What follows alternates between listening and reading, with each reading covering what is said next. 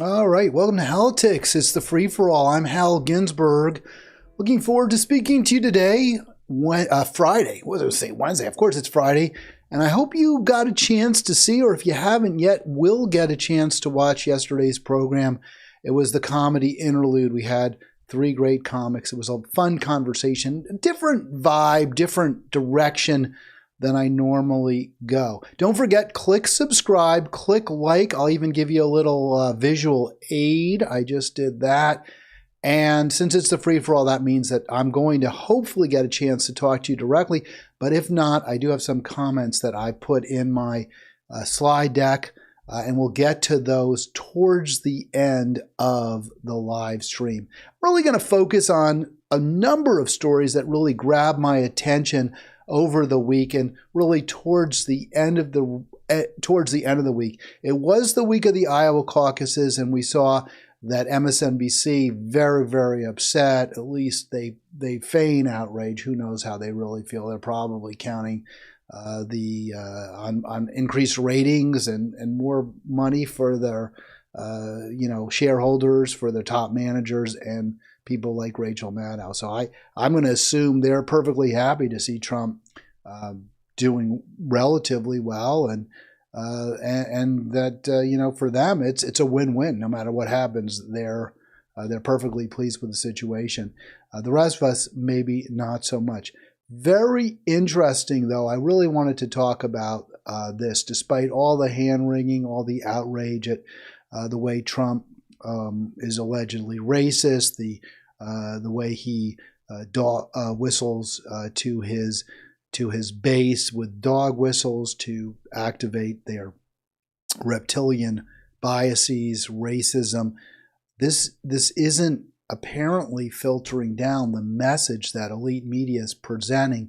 The New York Times, Washington Post, obviously CNN, MSNBC, the message that they want you to take away from the Trump campaign isn't filtering down to people of color.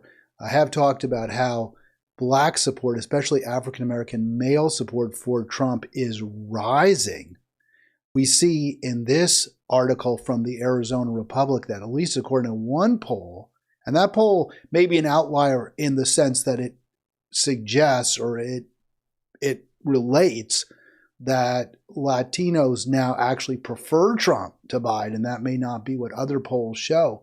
Regardless, Trump is doing better among Latinos than any other recent Republican president. And that goes back to George W. Bush, who did well with the Latino vote relatively, but I don't believe he won it. It looks like Trump could well win the Latino vote. I'm not banking on that. I don't think that's going to happen, to be perfectly honest with you. I think all these polls need to be taken with a grain of salt. But there's no way to look at them and not say Trump is doing a lot better than corporate media would think he would do, given the way he has campaigned, given the treatment of immigrants at the border, the outrage that many Latinos obviously did feel seeing the families separated. And we understand, of course, that Obama also pursued a pretty cruel policy, and Clinton supported such a policy. And Joe Biden has not treated immigrants with kid gloves, but Trump was the worst. And yet we're seeing that isn't apparently hurting his status with Latino voters. So why is that? We'll get into that now. And then we're going to talk about Ukraine. We're going to talk about the recent budget deal, what it does and doesn't mean. And then we'll end with some comments that I've received on social media and in my Facebook and YouTube pages from you. That's always what I really enjoy. So according to the Arizona Republic, as I mentioned, Trump is, he's definitely demonized immigrants, not necessarily Latinos, but Latino immigrants have definitely borne the brunt of Trump's nasty, unpleasant rhetoric. And he's called, many of them are racist according to him, and drug dealers and the like. But this is not, according to at least Mike Madrid, I believe he's Latino, a Republican pollster, this is not apparently costing Trump votes among the Latino electorate. And the reason for that, very, very interesting, because Hispanic voters, Latino voters, aren't seeing themselves, don't perceive themselves as necessarily Latino first. They're not using that identity as the definition of who they are and who they are as voters. In fact, according to Madrid, where they are right now, many of them, perhaps the majority, are assimilating working class voters. That is their identity, working voters. And we've seen the working class moving more and more towards Trump. The white working class, of course, but also the African American working class. And we're seeing that mirrored, of course, in the Latino voters.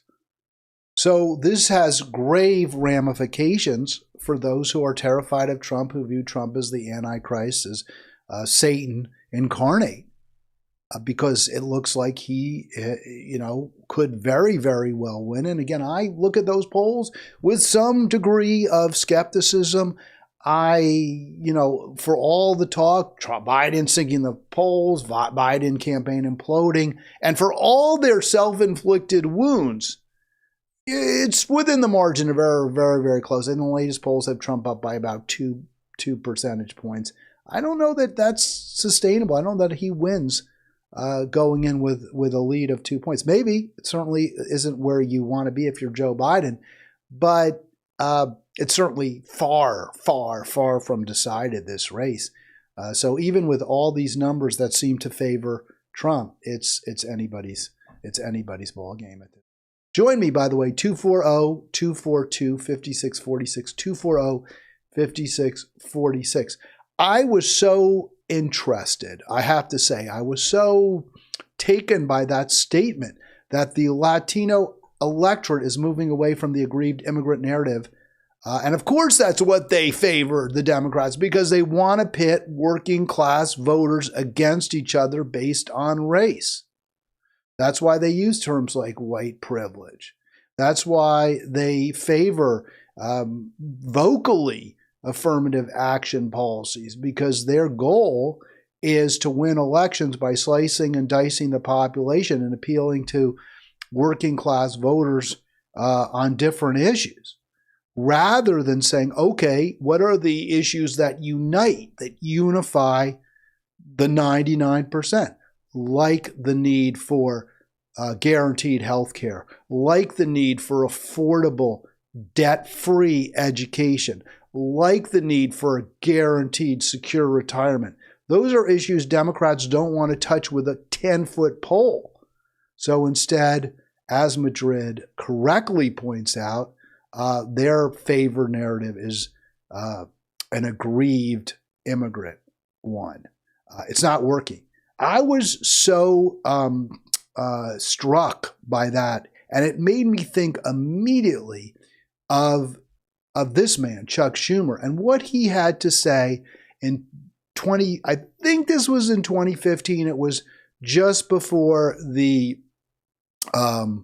or it was during the primary season with Trump.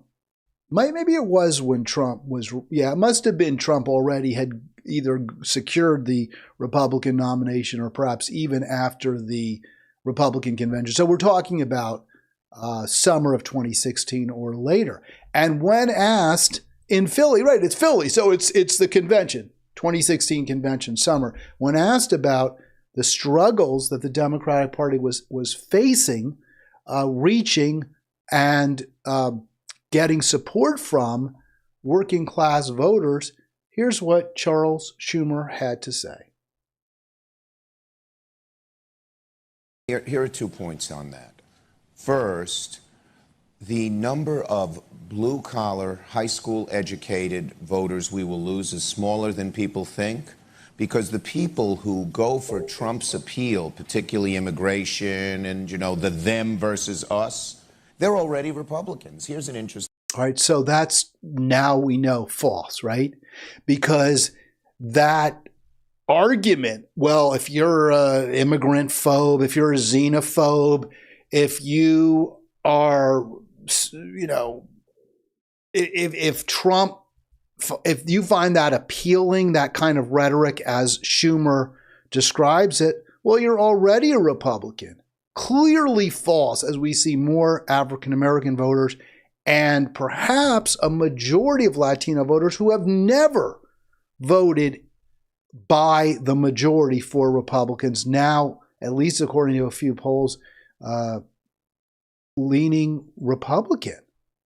So the Trump appeal clearly is not limited to a small and shrinking number of voters in the electorate. And then Schumer goes on to say, high school educated males, Democrats are pro-immigration reform, Republicans are anti-immigration reform. See, and Schumer is making that the sine qua non issue. So immigration is the only issue that they vote on, that working class male high school, non-high school grads or just high school grads vote on. But that's clearly not the case either. There's lots and lots of issues. And while Latinos may not love Republican or Bush or Trump or DeSantis policies on immigration, they don't love Biden policies either. And when it comes to trade protectionism, when it comes to peace, when it comes to some kind of budget cuts, they are on Trump's side. Often when it comes to many social issues like choice, like reproductive rights, there are many working class voters who are very conservative on those issues. So Democrats have failed utterly, miserably to appeal to these voters on economic grounds, and they're losing them on every other issue. The Democrats are. That's why Trump might win. You can blame the Trump voter all you want for not reading the newspapers, not understanding what Trump's about. But the real clueless folks are the ones that are buying what Chuck Schumer is selling. And I wouldn't say he's clueless. I mean, I'm sure he was trying to fool himself. But if it comes down to it, Chuck Schumer would rather risk losing elections but remaining cozy with Wall Street interests. The Democrats have to choose between Main Street, between, Calle Mayor, if I said that correctly, I may not have, and Wall Street.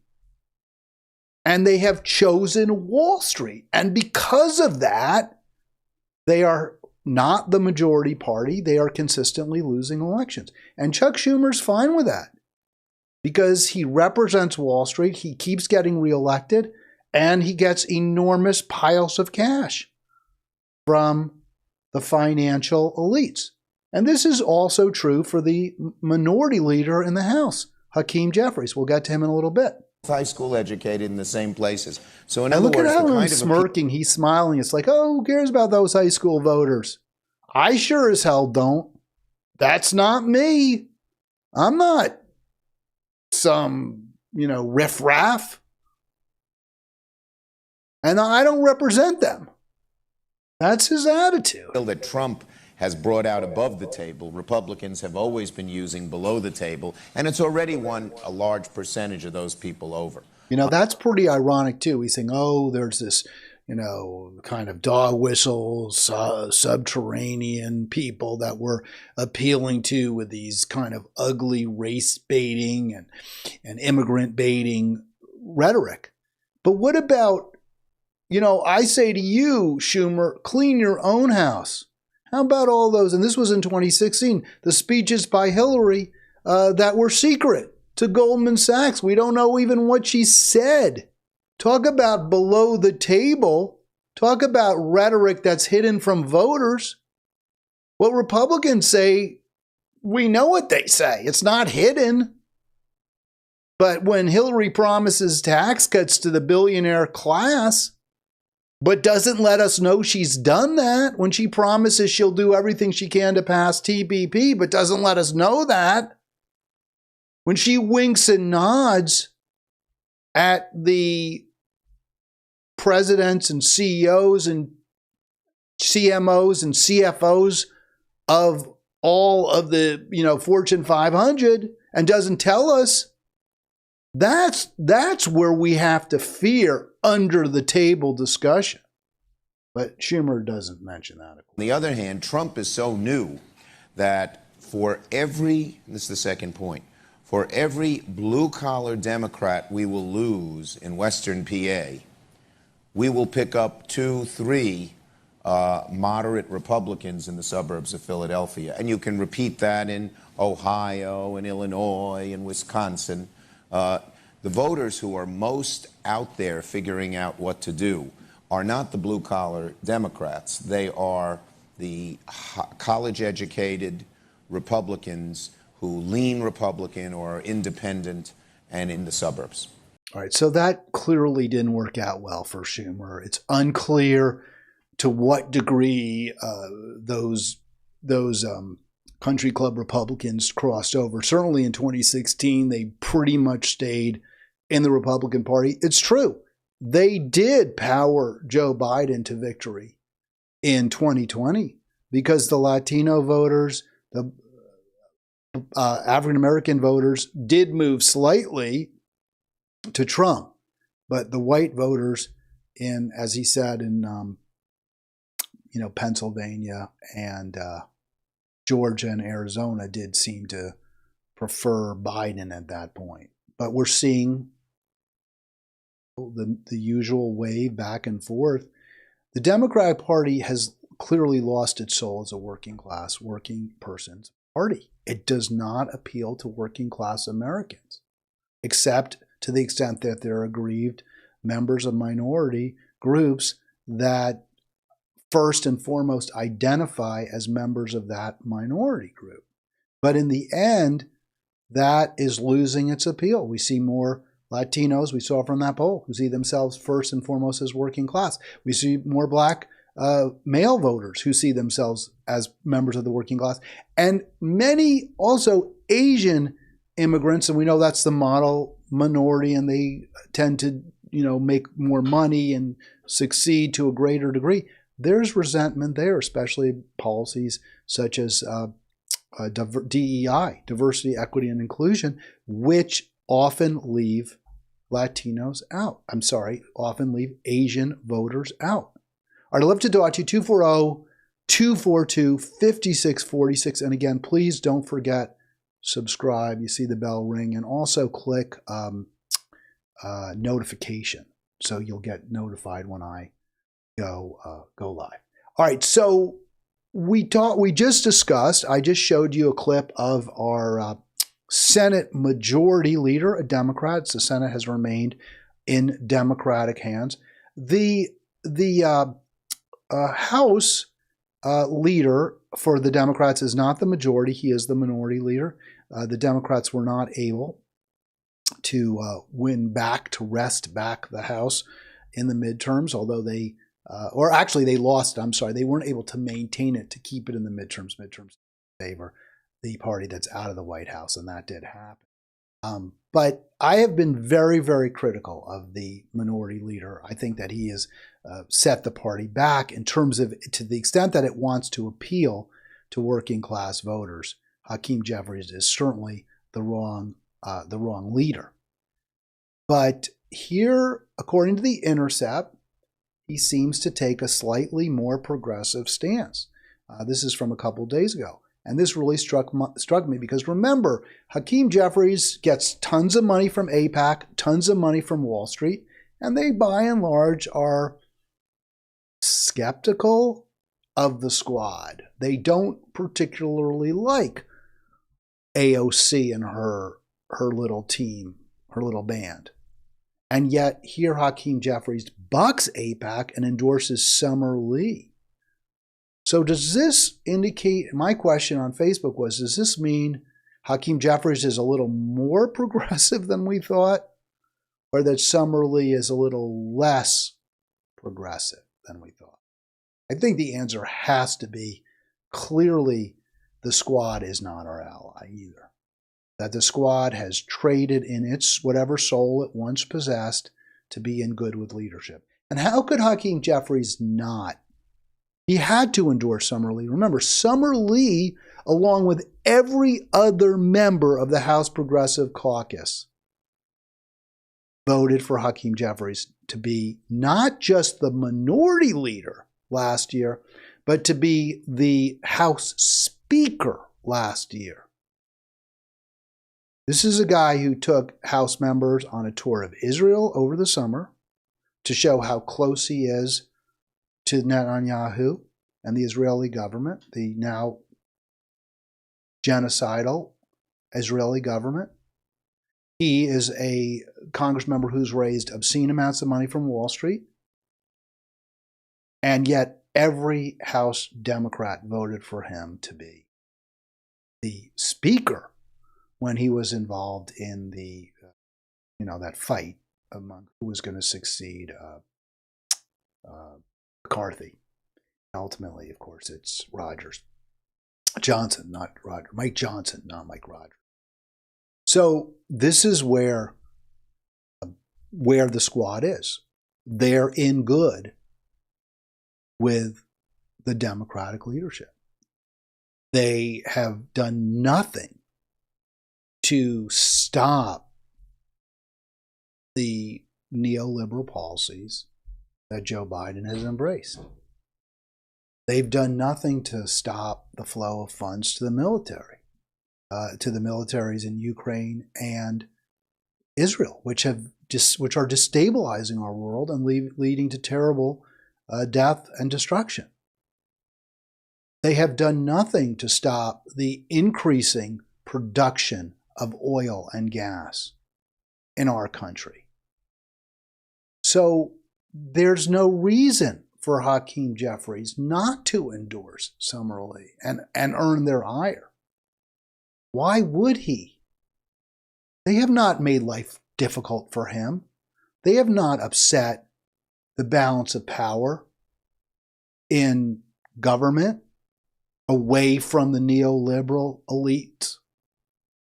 So why would he not endorse Summer Lee? Of course he would. The fact that AIPAC doesn't love Summer Lee, maybe they don't. I mean, I'm not saying they wouldn't prefer someone who was even more fully throated supporting of Israel. But so what? She's not stopping the money. The Democratic lefties aren't doing one thing.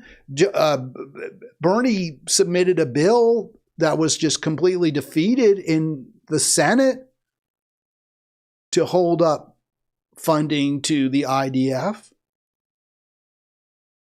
The Democratic left is doing nothing in Congress to thwart the center-right leadership, to thwart the center-right president. Nothing. And there's a benefit for Hakeem Jeffries to endorse Summer Lee when she's not beloved by AIPAC. That benefit is, hey, you all think I'm such a puppet of AIPAC, but look, I'm not. I support Summer Lee, so I can't be a puppet of AIPAC. Hell, you can't. Absurd. It's performative. It's meaningless. It doesn't change a thing. This is just more evidence that the Democrats can't be trusted, that the left, that this idea of Dem enter is a chimera. It's a false hope. It's a nothing. The Democratic Party changes progressives so they become mainstream Dems. The Democratic left hasn't done anything to pull the Democratic Party to the left. You can't, don't support these people.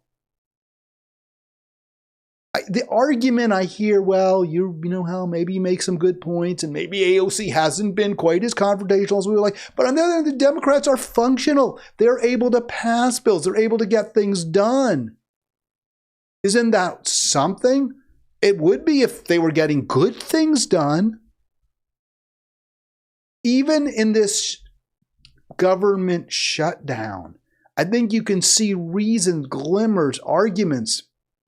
The better argument for staying home in November if you don't have a good progressive, a non-democratic progressive to vote for. And obviously we will, at least in the presidential race, we'll have, if the Greens are on your ballot, we'll have Jill Stein. But, in a lot of races, it's between mainstream Democrat, and I include AOC in that category, between mainstream Democrat and its corporate Republican. Here you see Congress passes, this was, I think, yesterday. Congress passes, from our friends at NBC, Congress passes stopgap bill to prevent a shutdown until March. So I read that, and I thought, what's going to happen to the Republican rights refusal? What happened to the Republican rights refusal to authorize more funding for Ukraine?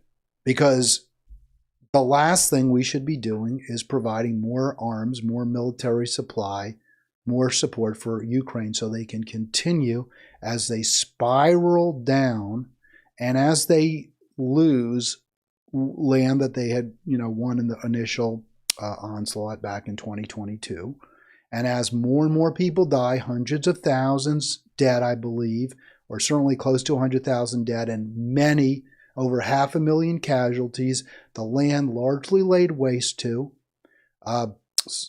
life in Ukraine becoming less and less livable, people becoming more and more cynical, a government that is repressive, that locks up and ultimately kills even Americans who report in ways that they don't like. We should not be there. We are making things worse. What we should be doing is pressuring Zelensky and Putin to come to the bargaining table and broker some kind of a peace. And if that includes, and it will include, giving up Crimea, giving up eastern Ukraine, so be it. We need to end this carnage. It's absolutely outrageous. And the idea that somehow Ukraine is some beacon is absurd. It simply isn't. You can't protest against this war. If you're in Ukraine, you can't speak the truth to power. And yes, there are hard-right, extreme fascist elements that have power in Ukraine. We need to stop. And I read this and I thought, well, I hope that Marjorie Taylor Greene and whoever else is working with her to vote against funding for Ukraine is not going to cave on that issue. And I was pleased to see that, in fact, they have not. The bill extends, this is the one that was just agreed to by the House and Senate. The bill extends the two-part funding deadlines from Jan 9 to March 1st. By the way, the only reason this is even coming up, well, there are two reasons. One, the Democrats didn't lift the debt ceiling when they had power between 2021 and 2023. They didn't do it when they could have. That's one reason. And the other reason, or it's actually 2020, I guess it was after 2020 to 2022, they could have done it. And the other reason is because the government continues to spend like a drunken sailor. And a lot of that spending is incredibly wasteful on the military. We shouldn't be doing that. If Biden weren't spending far more than we're taking in, then the budget ceiling wouldn't have been reached and we wouldn't have this Republicans holding everything hostage.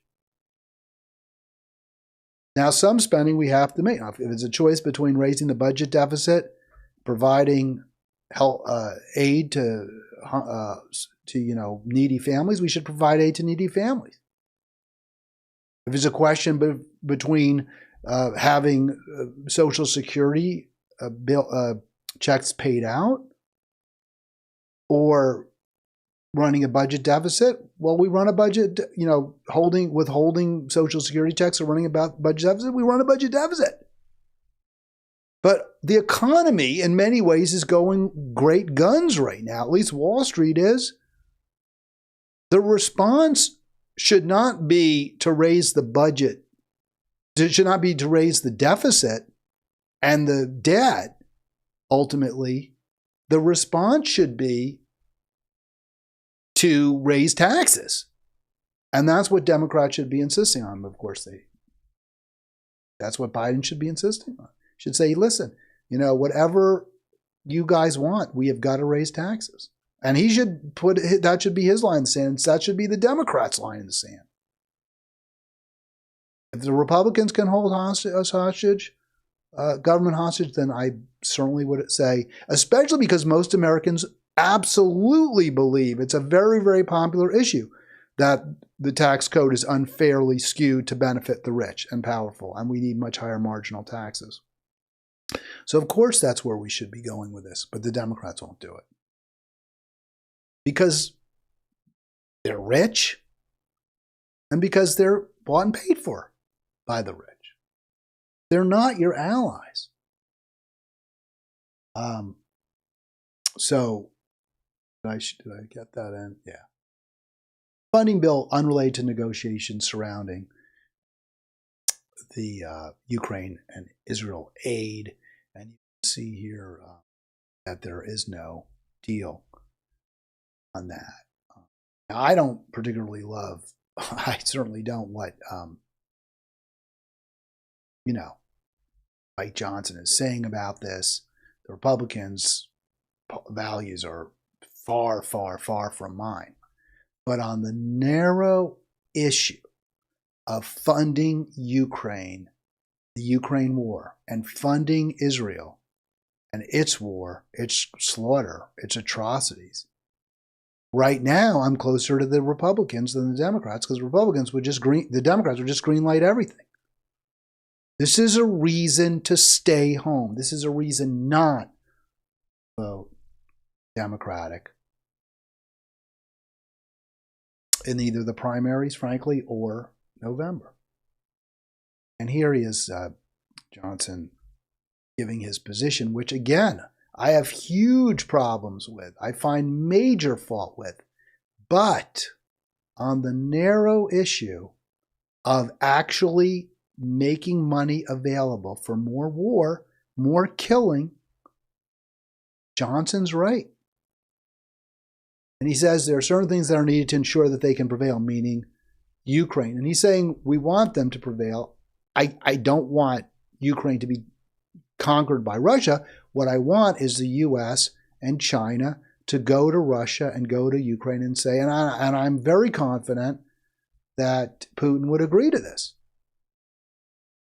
Borders as they are now, maybe, some tweaking, demilitarized zone between the countries, and an end to the killing. There's no question I believe Putin would approve of that. It seems like Johnson ultimately does support funding the war, just like his counterpart over in the Senate, Mitch McConnell, does. But he makes it clear we need questions answered about strategy, about the end game. In other words, what will peace look like? And about accountability, because we're sending billions and billions and billions of dollars over there, and we have no idea what's happening to it. I don't know how you can argue with that. The Republican position, even if you support Ukraine, which I don't, I don't support more funding, more war. I support peace. I support pushing for peace right now. But even if you believe in the end we should be providing military aid, weapons, bombs, mines, even if you believe all of that to Ukraine, I don't know how you can argue with what Johnson's position is, which is we want to know what the strategy is. We want to know what your ultimate war end, your war ends are. And we want to know where the money's going. How is that not a completely reasonable position? It is reasonable. And on this issue, the Republicans aren't as bad as the Democrats. And that's why I don't see voting for them. You know, and not every Democrat's the same. And if I had, you know, I probably would, well, Bernie's not a Democrat, but, you know, look, Chris Van Hollen actually did vote in favor of the Bernie. He's retiring, so I couldn't vote for him anyway. But he did vote in favor of the Bernie bill. Wait, no, it's not Van Hollen. It's Cardin who's retiring.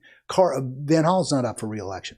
In Maryland, Chris Van Hollen, not Ben Cardin, but Chris Van Hollen did vote in support of Bernie's bill to stop funding the IDF until we have assurances that they're going to stop the killing. They're going to pull out of, they're going to stop their actions in the way that they're conducting them, the bombing 2,000-pound bombs into Gaza. And Van Hollen, to his credit, supported that. Not up for election this year. It was a risk-free vote. He knew that it was going to go down to defeat and Biden was going to get approval. Now, the money's still not going because of the House Republicans. But it was a risk-free vote for Van Hollen to take it. And, of course, his counterpart, Ben Cardin, who's retiring, vote for him anyway, is opposed to any kind of strings on aid to Israel, no matter how many Gazans they kill, no matter how many Palestinians they oppress, and ultimately whether they're even found in the Human Rights Court to be guilty of genocide. We can see Russia is winning now. In Ukraine, to the extent that just means taking back more territory or, regaining territory. And you could look at this headline and say, well, this is why we have to keep giving Ukraine more ammo. But even if they had more materiel, they'd still be outnumbered. They'd still be weary. They'd still be in a small country that is being pushed to the brink by a large one. The goal has to be peace. And there's no talk of peace from this administration. I can't support them. All right, 23 minutes. I do want to get to your comments. Let's do it. I was looking at maybe talking a little bit about one of my favorites, Brianna Joy Gray. I've got some more bones to pick with her, but I think I can leave that till next week. So this is from, and again, call. I'd love to hear from you, 240-242-5646. Not seeing the calls lately, although, as I mentioned, the numbers are going up, which is great. The numbers both in terms of views and in terms of subscribers, but they're still very, very small. I was taken by these comments by shade. And I probably shouldn't have, you can go to the website and you can go to the YouTube videos and you can see his comments, but I try again not to identify people who comment. So I was definitely taken. And this guy has been supportive of me for a long time, and he has been super helpful for me for a long time, and his comments are thoughtful and well considered. And so I want to entertain them the way I think they deserve. So let me go through these because it was somewhat long, and this goes to the carbon tax, which is one area where we have a pretty strong disagreement. But as you see, he doesn't entirely disagree. He recognizes the need, I think, to cut back on fossil fuel consumption, clearly. But his concern is that the solution that I have been calling for well over a decade now, by the way. You can go back to halginsberg.com and you can see my columns on this.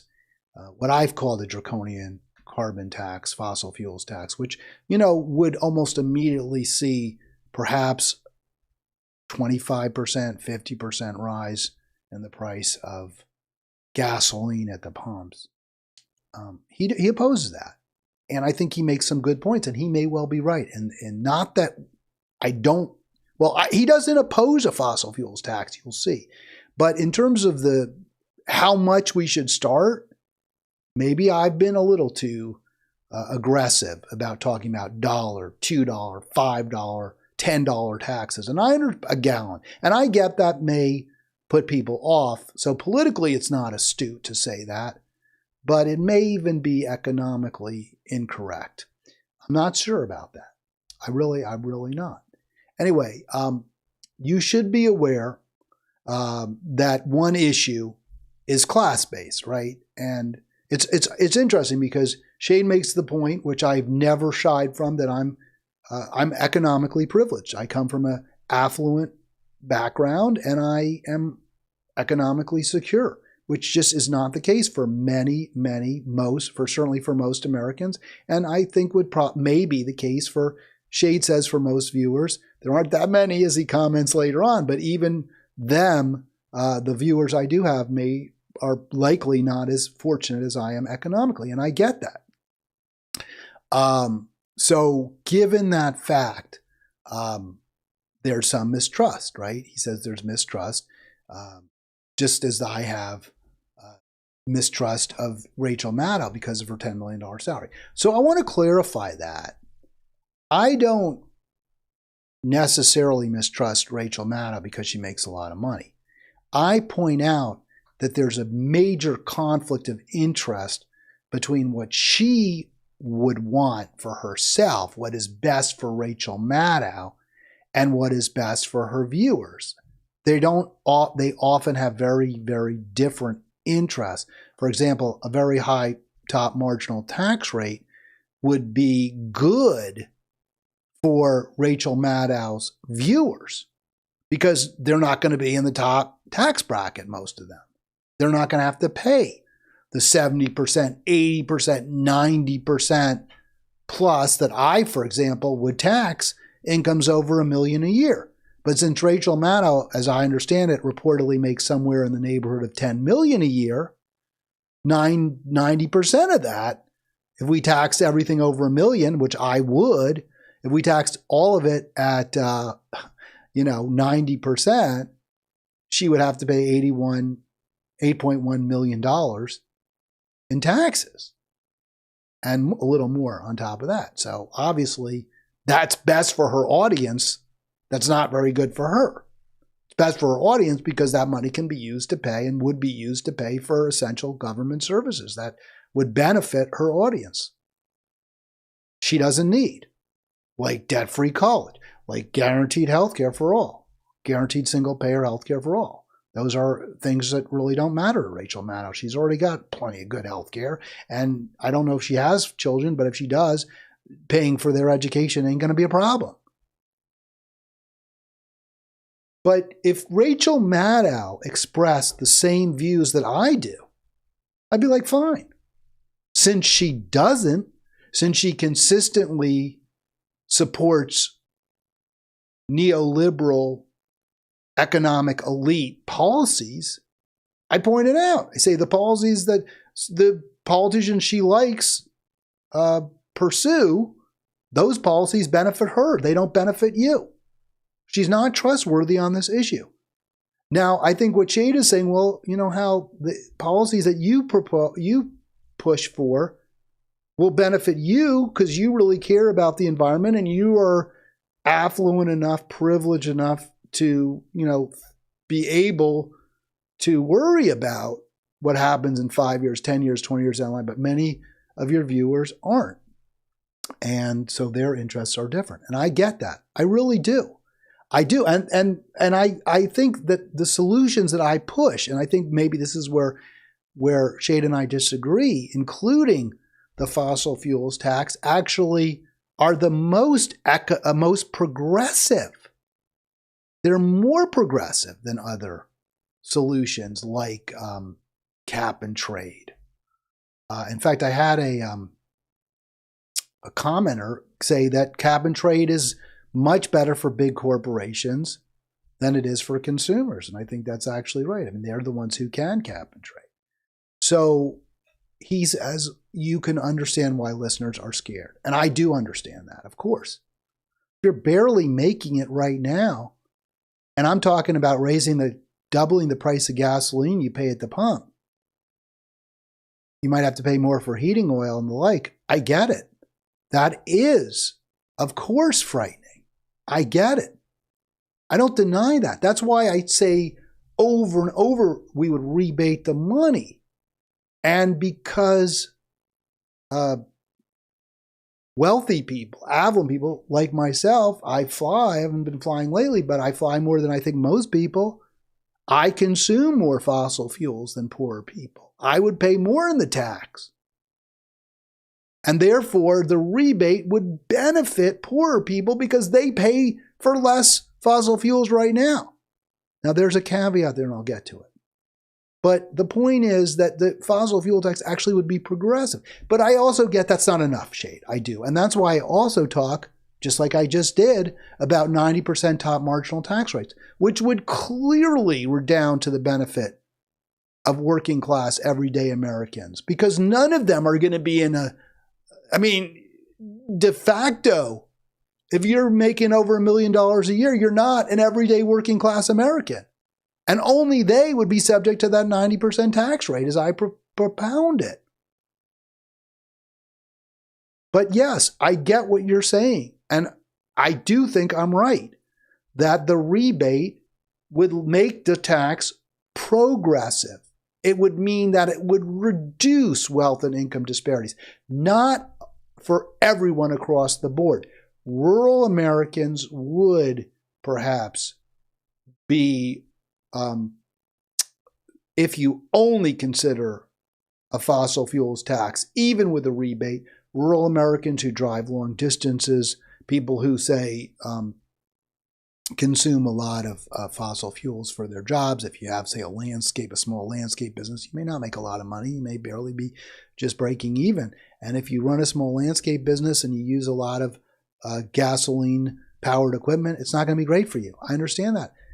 This is a problem, but it's because we live in a fossil fuel-based economy. People who make their living on fossil fuels and maybe just make a bare living are going to have to see their way of living change.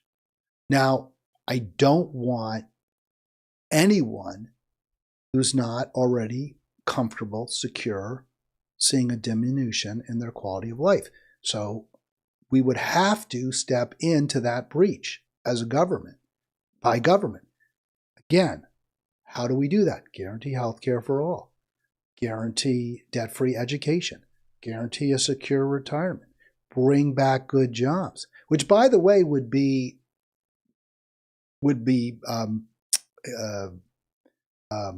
helped by the fossil fuels tax, because very cheap fossil fuels are a big reason we've lost so many jobs overseas. It's cheap to transport commodities, giant, computers and the like across the ocean, because diesel fuel is cheap. Diesel fuel were expensive, then that would incentivize manufacturers to produce in the United States, to manufacture here. Crops that are grown in South America can be flown to this country very, very cheaply because jet fuel is relatively cheap. If we raise the price, that would incentivize local growers. It would provide greater profit margins for local growers. So these are just benefits you would see from a fossil fuels tax. But yes, some people would. I get it. Some working class people would not benefit.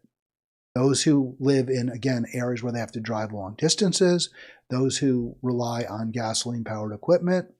Now, there's ways to, get around that to a degree. We are moving towards battery-powered gardening equipment. And yes, electric cars can replace gasoline-powered cars. It's going to be a transition. It'll be painful for some. And the government must step in and make sure that this is not too challenging or too hard. But ultimately, if you consume lots and lots of fossil fuels, you have to be incentivized to move away from them.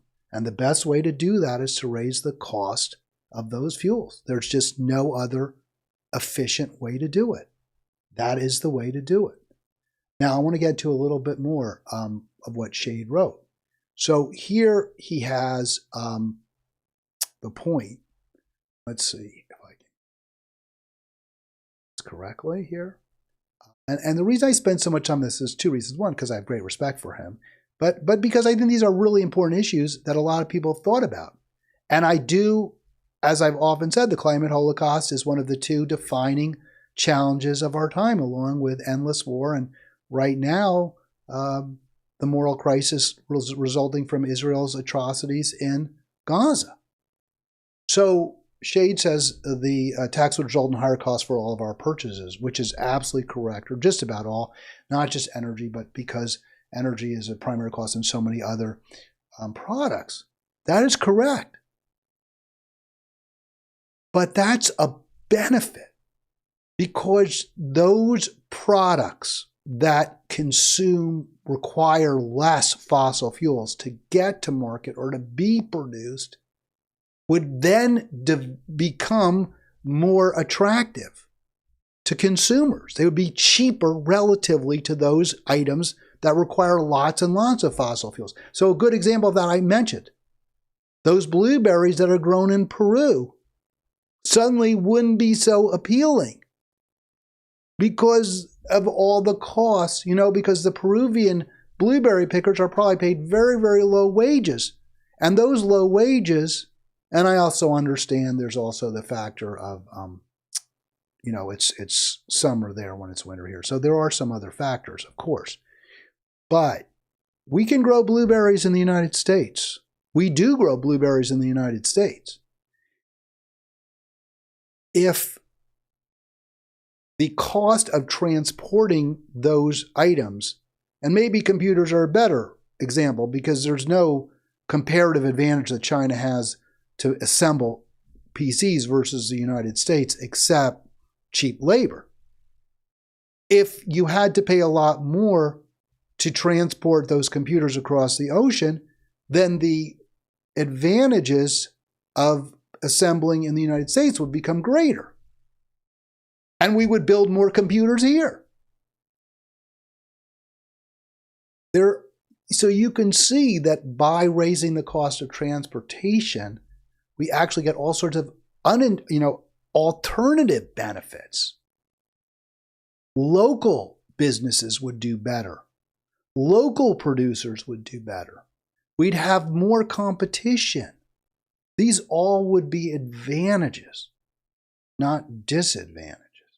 Now, he says we sometimes live paycheck to paycheck. And again, I think that is an issue that needs to be addressed. Both, I think, to a significant degree, the fossil fuels tax with rebates would result in a better quality of life for many working people, including more jobs, including a progressive taxation where more money is rebated than you pay.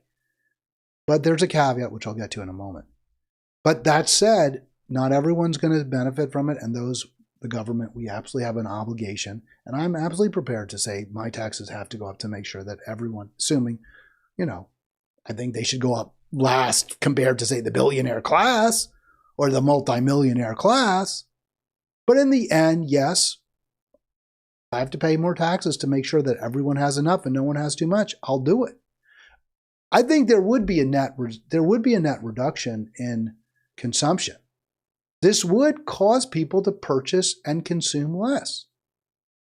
The goal of the fossil fuels tax with a rebate is to make sure that almost the entire burden of that falls on the richest.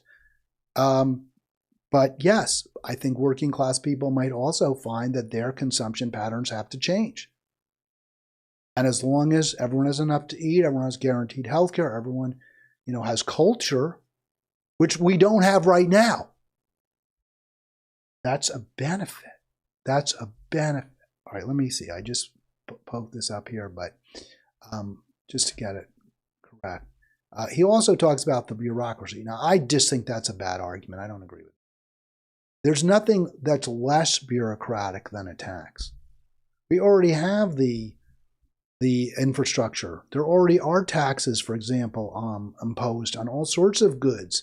Bills of lading have taxes added to them.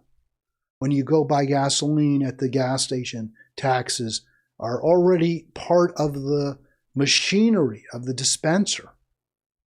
This is an easy one.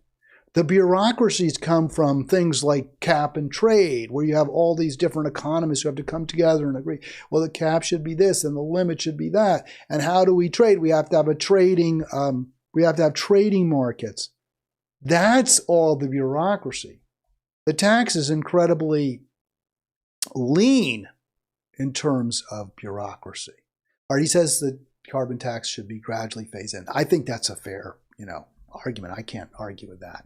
I think gradual is fine, but it has to be gradual with all deliberate speed because we just don't have time to waste. We just don't have time to waste. We've already overshot. We're just already at that. And every, tenth of a degree has negative impacts. We're already at 1.5 or 1.48 in the last year. So, there should be a debate. A debate is really important over how the tax is phased in. So I'm 100% there with you, Shade. I would be pushing for the higher tax now. I also think the rebates have to start before the tax is imposed, a couple of weeks beforehand.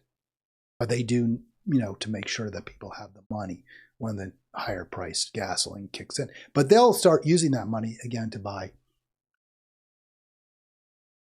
less consumptive items. So I wanted to see if there was a little more here. Yeah, there's a lot, as you can see. I think Shade says, yeah, he goes after me a little bit, and I think it's fair. So I just want to get a little bit more. He talks about, how, again, my privilege, which I don't dispute. I don't disagree with that at all. I accept it. He says I've retired early. I haven't retired early. I'm working right now. This is my job. This is what I do. And hopefully it'll start paying. I get it. Most people don't have the luxury to be live streamers, to be YouTube live streamers. I do. I'm very, very fortunate. But I just want to push back a little bit on retirement. I don't view that what I'm doing now as retirement. I view it as a career. Talks about the Tesla. So there are lots of other EVs besides Teslas. And there are some that I think are, about the average cost of a new vehicle, somewhere in the 30,000s, somewhere around that. You can get an EV for that. You can buy certainly a, what do they call the Toyota Priuses, right? The hybrids for less than that. So electric vehicles are almost affordable. And they're close. And with the rebate for many people, they would become affordable. So, and not necessarily Tesla, but others as well. So there's that. It's not just Teslas. This would accelerate the move towards electric. It would be very, very good. It's not perfect. There's costs, of course, associated with them as well. But from the standpoint of the climate holocaust, they would be a benefit. So they're, I kind of don't buy that argument. Now he says your primary concern always seems to be what Earth's environment will be like 50 years from now. I would suggest most are ensuring they survive today. Well, I think we have to guarantee not just survival, but a decent quality of life for all. And tragically, that's not where we are as a society. The costs of the climate holocaust right now are falling most heavily on poor, struggling, and working people around the world and in the United States. All right, so real quick before we wrap up the Friday, I hope you have a great weekend. I just wanted to get a comment in here also from and a response to Jeff. And I have to say this, Jeff, you irritate me. I got to admit it. I definitely, it's obvious you watch my videos with the intent of catching me out, finding mistakes and the like. And, every now and then you do, and I give you credit where you do. But I want this program, I want this to be a dialogue. That's why I do it. And a dialogue necessitates a two-way street. I talk and you listen, you talk and I listen. We learn from each other, not I listen to you with the intent of trying to make you look stupid or foolish. That's not a dialogue. All that said, you do You're a great viewer, and I appreciate it tremendously.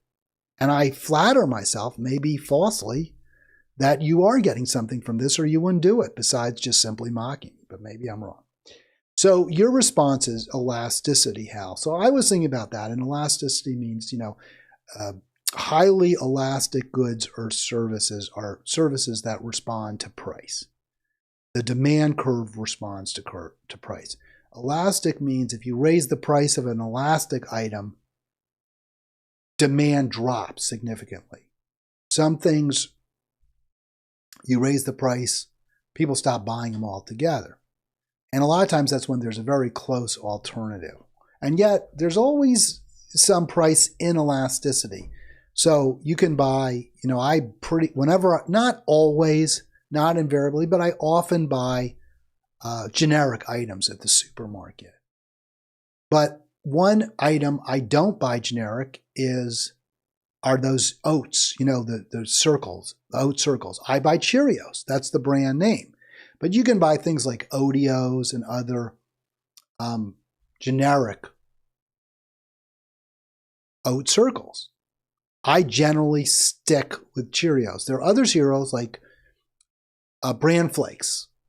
I don't buy Kellogg's Bran Flakes or whatever. I just get the store brand, the signature brand, which is Safeway, or the Giant, I think it's, or Stop and Shop brand, or whatever it is at the Giant stores that we have. So Essential Foods, that's a generic, because I don't notice a difference between the Bran Flakes. So for me, there's high price elasticity with Bran Flakes. I buy the cheapest Bran Flakes. If you raise the price of the brand name Bran Flakes, I don't buy them because they're more expensive. But with Cheerios, there's some price inelasticity. I stick with the brand name Cheerios, even though I could get the generics for cheaper, because whether correctly or not, whether there really is a taste difference, I seem to think I notice that the Cheerios taste better. So because I really like Cheerios, they're relatively price inelastic, especially compared to Bran Flakes. The argument that many make is, well, gasoline, fossil fuels are price inelastic. You can raise the price, but people are going to keep consuming them in the same numbers. That's simply false. There's no such thing as a truly price inelastic item. You raise the price of everything, demand drops. Sometimes it drops more quickly, but in the end, if you raise the price of anything, demand drops. Everything is price. Demand is always elastic to a degree based on price. Now, I'll give you examples.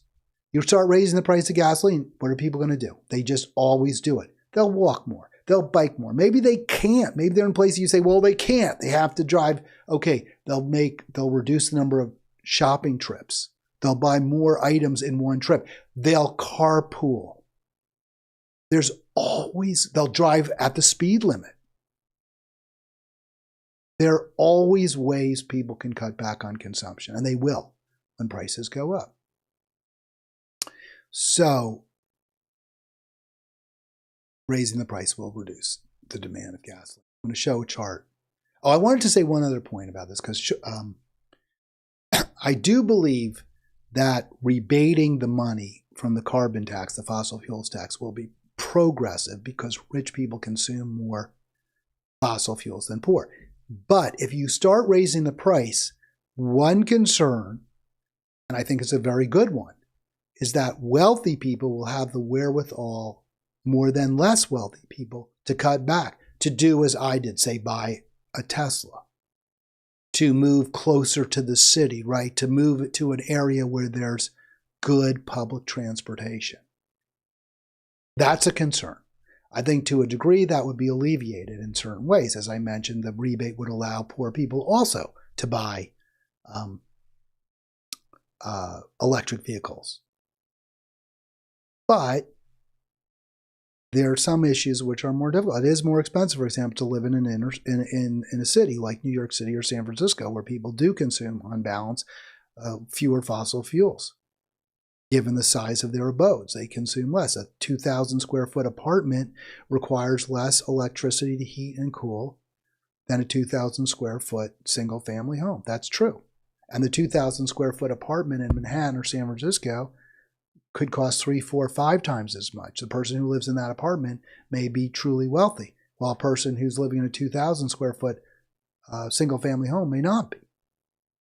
So this is a legitimate issue, and this is something that we would have to keep a very close eye on and make sure that we're continuing to make sure the resources are available to poor working and middle class, poor struggling working people to pay the fossil fuels tax and to live a decent quality of life. That we would absolutely have to do, and to be able to transition. So it's not the end of the discussion, but I think it gets us a far way down the road. What alternatives? Jeff asked. Well, obviously, we already talked about them. Biking's an alternative. Walking's an alternative. Public transit's an alternative. Hybrid vehicles, electric vehicles. Those are all alternatives. From the commercial standpoint, solar-powered electricity that's sold by a community solar plant is an alternative. Geothermal energy, like they rely upon to a significant degree in Hawaii, is an alternative. I mean, you can think of all the alternatives. You don't need me to do it. I think you're smart enough to figure that out. But finally, I want to just end with these slides because, and I put this together when I did a presentation a few years ago. I think it was on specifically demonstrating how the fossil fuels tax does reduce consumption. So I'll show you the whole slide. This is from, I may have shared these before, but I don't think I did because I think when I last looked I couldn't find them, but then I did find them. So this was for the debate. That's why it says debate on it.